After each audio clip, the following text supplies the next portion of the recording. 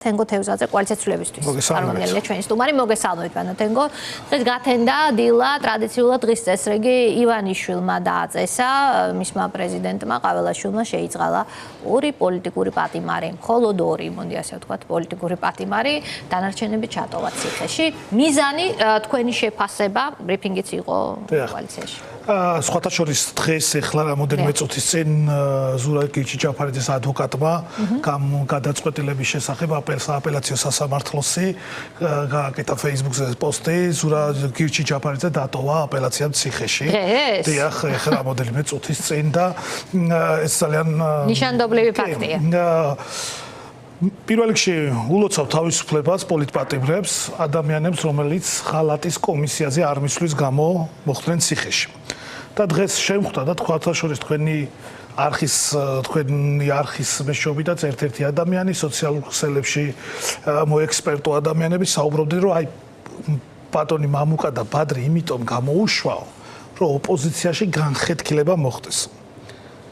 ოპოზიციაში პოლიტპატიმრების გამოშვების გამო კი არ ხდება განხეთქილება. განხეთქილება იმიტომ ხდება, რომ პარტიები მონაწილეობს არჩევნებში და ნაწილი არა. მარტივად არის ეს ძალიან ცნობილი საკითხი. კი, საკითხი ცნობილია, თავარი საკითხი გითახმებით. ეს არის საკითხი, თორე იმიტომ გამოშვების გამო ვინმეს ეწყიდა, რომ ეს ადამიანები გამოუშვეს, თუ რაც გულისხმობ. აი, უნდა დავაცვლო, იმიტომ რომ ეს ძალიან მნიშვნელოვანი საკითხია.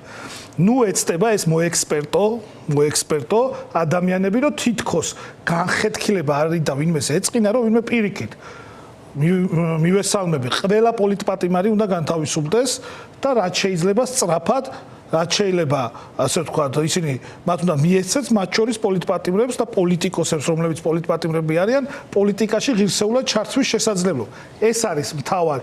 ამიტომ ბატონ მამუკას, ბატონ ბადრის ულოცავ ამ განთავისუფლებას, მაგრამ განხეთქილება არის იმაში, რომ არ უნდა ვითანამშრომლოთ იმ სპეცოპერაციაში, რა სპეცოპერაციაც ქართულ ოცნებას აქვს დაგეგმილი ეგრეთ წოდებული არჩევნებით, რომელსაც თავს გვახავს. მეცაც გეტყვით. თქვენ გასაჯაროვდება რამოდენიმე დღეში ის ეგრეთ წოდებული არჩევნებში მერების და მაჟორიტარების სავარაუდო სია. 80% ტექნიკური კანდიდატია. გაიგებთ მათ სახელ და გვარებს თქვენ, თუ ვინ არის კონკრეტულ ქალაქებში წარდგენილი მერებად. ამიტომ ეს არის სპეცოპერაცია, თანამშრომლობა რეჟიმთან და ამას ვერავინ გადამაფიქრებინებს ვერასდროს. ქართულ ოცნებას რო არჩევდებოდეს ეს არჩევნები. მამუკა ხაზარაძემ და ბადრი ჯაფარიძემ ითანამშრომლა ციხიდან რო გამოუშვეს?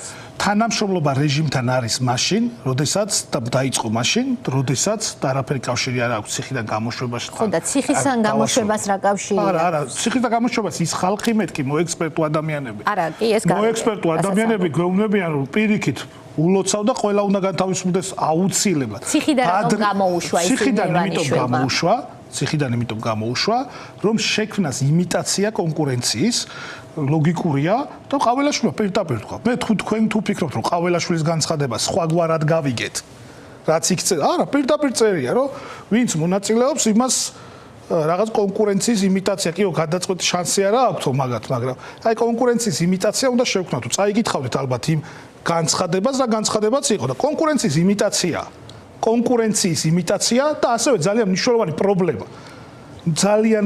პრობლემა ის, რომ დღეს მთელი ეს პოლიტიკური პროცესი დამოკიდებულია გადაწყვეტილების დონეზე იმაზე, ქართულ ოცნებას მივცეთ ნორმალიზების შესაძლებლობას პოლიტიკური პროცესის თუ არა და ჩვენ ამაში მონაწილეობას არ ვაპირებთ.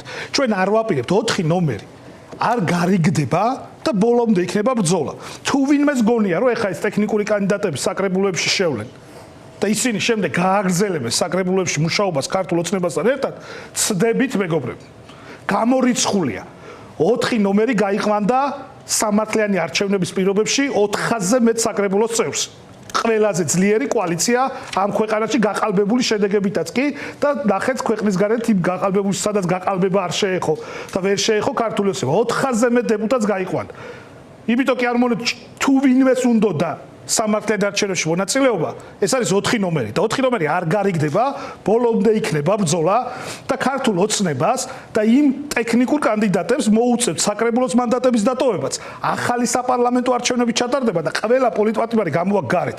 ეს არის დროის ამბავი, ქართული ოცნება არის ქართული ოცნების რეჟიმი, ეს ანტიქართული ძალა არის ყევის ბოლო პერიოდში. აი ისეთ რაღაცებს აკეთებენ, რაც პოლიტიკურ თამაშის წესებშიც კი არ წერია, პირდაპირ გეტყვით, არ წერია არანაირ პოლიტიკურ თამაშის წესებში.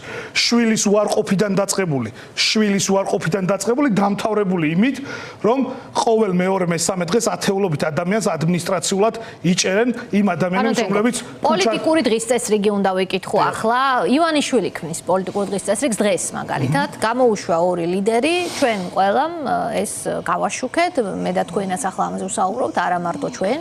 თქვენი დღის წესრიგი რა არის? არა მოპასუხის დღის წესრიგს გულისხმობთ, ხო? არამედ პოლიტიკური სტრატეგია. თქვენ რა სტრატეგია? ვიღაცამ თქვა, რომ მე არჩევნებში მონაწილეობ. ვიღაცამ თქვა, რომ აი 4-ში მივდივარ და ვასრულებ ივანიშვილს. თქვენი პოლიტიკური სტრატეგია რა არის? ჩვენი პოლიტიკური სტრატეგია არის ის, რაზეც ქართული ოცნება არის დაყრდნობილი. ეს არის პროპაგანდა, ეს არის მოთანამშრომლე და დღის წესრიგის შექმნაში თანამონაწილე ძალების ისე დასუსტება, რომ ქართულ ოცნებას მოუწიოს უკან დახევა. შინაარსებზე ორიენტირებით. ეს რა არის? 13 სექტემბერი. მნიშვნელოვანი დღეა 13 სექტემბერს 19 საათზე თბილისის სახელმწიფო უნივერსიტეტთან.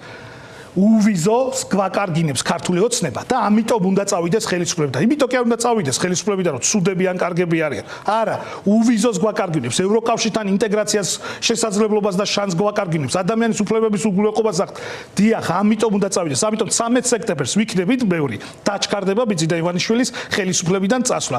შემდეგ ვიქნებით ბევრი, რომელიც დაგეგმილია ასევე აქტივობები და მათ შორის აქციები. კიდევ უფრო დაჩქარდება თანმიმდევრულად ქართული ოცნების ჩამოსვლა. იმიტომ არის აღა მაჰმად ხანის შემდეგ არავისთვის დაუბრალებია თბილისი გადაწვა და 13 სექტემბრის აქციას აბრალებენ, რომ თითქოს თბილისის გადაწვა უნდა ოპოზიციას. ეს ზარქუები და ეს სხვა მისი, ასე ვთქვათ, კრიმინალური ბანდა ქართული ოცნების. 13 სექტემბერს უნდა ვიყოთ ძალიან ბევრი და რა არის იცით სტრატეგია? აი სტრატეგია არ თანამშრომლობა.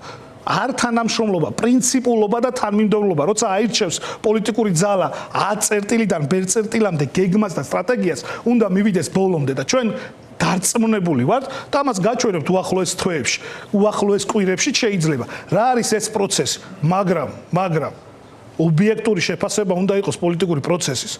დღეს ახლა ისეთი კიდევ ერთხელ განმეორდები, ხშირად არიან ეს ბატონები, შეიძლება ზოგიერთი მერობის კანდიდატიც იყოს უკვე ექსპერტები.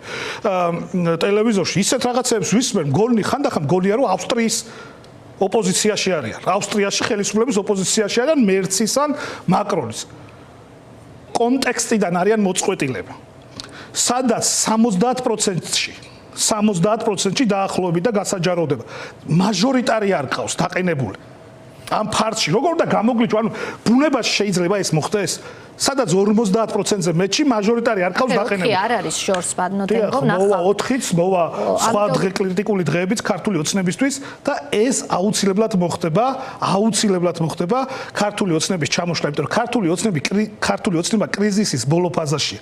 ეს ცხადია, იმიტომ რომ ის ადამიანები, რომლებიც ჩვენ კრიტიკული საზოგადოების ხშირად გვესმის ეს პრეტენზიები, რომ ბევრჯერ დაანონსდა მილევად რეჟიმში მყოფი რეჟიმის გარდაცვალების მოახლოება პოლიტიკურ გარდაცვალებას გულისხმობ ფილმებში. ჩვენ ხო არ ვამბობთ, რომ კონკრეტული თარიღი ან დღე ან საათი. თქვენ ხართ ის გუნდი, ვინც ამბობთ, რომ კი ბატონო, არ უნდა დაიკიდოს თარიღები და ეს იყო ძირითადი პრეტენზია 4-თან დაკავშირებით. ხვალ 13-შიც, სხვა დღეს 4-შიც უგულშემატკივრებთ და ამ პროცესში იქნებით ჩართულები და წინა ფლანგზეც მათ შორის. ამ პროცესის ნამდვილად სრულდება ბადნოტენკო, როგორც თქვენ დაანონსეთ, ეს არის ბოიკოტის რეჟიმის ირგვლივ გაერთიანებული რვიანი. მერე რა იწყება? პირველ რიგში ეს რვიანი მე ვიყავი ერთ-ერთი მონაწილე და ორგანიზატორი ერთ-ერთი სხვებთან ერთად, რომ ეს რვიანი შექმნილიყო, პირდაპირ ვამბობ ამას, ვესაუბრებოდი სხვადასხვა პარტიის ლიდერებს, ისინი ერთმანეთს ესაუბრებოდნენ და ასე შემდეგ. ამ რვიანის შექმნის მიზანი და ამოცანა, უბრალოდ და მიზანი რა იყო, ამასაც ვიტყვი, ამოცანა იყო, რომ იმ ერთ თვეში, როცა არჩევნებში რეგისტრაცია ხდებოდა, კონსოლიდირება მომხდარიყო პროდასავლური ძალების, რომ ჩვენ არ ვიღებთ და არ ვიქნებით სისტემური ოპოზიცია. რაც მოხდა, ანუ ეს ამოცანა შესრულდა.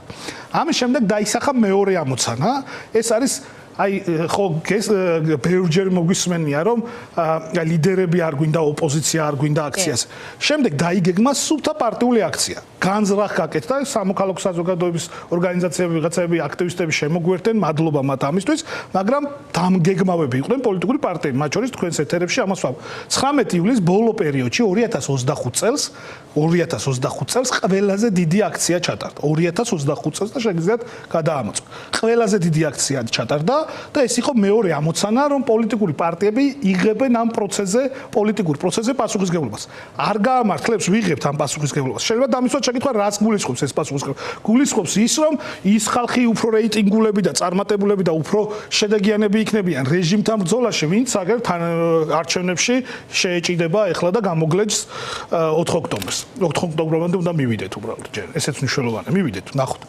4 ოქტომბერს გამოგლეჯს ისინი უფრო ამის შემდეგ ჩვენ დავგეგმეთ 13 სექტემბერი იმიტომ რომ ვიცოდით რომ 31 აგვისტომდე ქართული ოცნება არაფერს გააკეთებდა და მეტიც იქი დაესხმებოდა თავს ევროკავშირს და ჩვენ ევროპელ პარტნიორებს დავგეგმეთ 13 სექტემბერს აქცია ვინაიდან უკვე თვის ბოლოს აგვისტოს ბოლოს ვიცოდით რომ ეს არც ერთი პირობა არ შესრულდებოდა და რა ვხედავთ ამაზე რეაგირებას ქართული ოცნების მხრიდან თავდასხმას ქართული ოცნების მხრიდან რაღაცა ბრალდებებს იმიტომ რომ ქართულ ოცნებას ეს აწუხებს ეს იყო კიდევ ერთი ამოცანა საბოლოო ჯამში 4 ოქტომბერს 5 ოქტომბერს რვიანი პარტნიორულ ურთიერთობაში იქნება ერთმანეთთან პოლიტიკურ პარტნიორულ ურთიერთობაში თუ არა ამას პოლიტიკური კონტექსტი განსაზღვრავს რატომ ჩვენ ერთი პარტია კი არ ვართ იქ ყველას კი არ უყვარს ერთმანეთი კონკურენტო ჩანს ხოლმე კი კონკურენტები ვართ ერთმანეთის მაგრამ ვიცით რა არის სასწორზე არის უვიზო სასწორზე არის ბიძინა ივანიშვილის რეჟიმის დასუსტება და მისი ხელისუფლებიდან ჩამოცილება ეს უნდა გავაკეთოთ თანმიმდევრულად და პრინციპულობით და ამ რვიანის ამოცანაც ეს იყო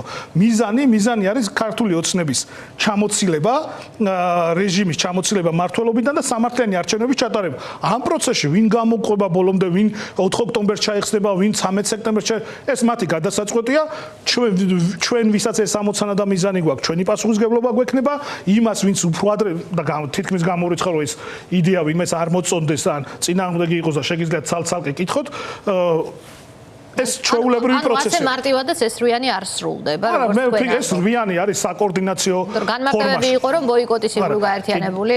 კი, ეს რვიანი იყო პირველ რიგში მაგი დავიწყე ბოიკოტის ირგვლივ გაერთიანებული. თქვენი წარმოდგენით ის ნარჩუნდება. სხვადასხვა 13 სექტემბერს რავე პოლიტიკური პარტია ამბობს, რომ ჩვენ ამ ღონისძიების თანაორგანიზატორები და აქციებზე ვიქნებით. ეხლა დანარჩენს ყველა საკუთარი დღის წესრიგი გვაქვს. გუშინ წინ ჩვენ მაგალითად გვექნება დიდი შეხვედრები საქართველოს მასშტაბით სექტემბერში.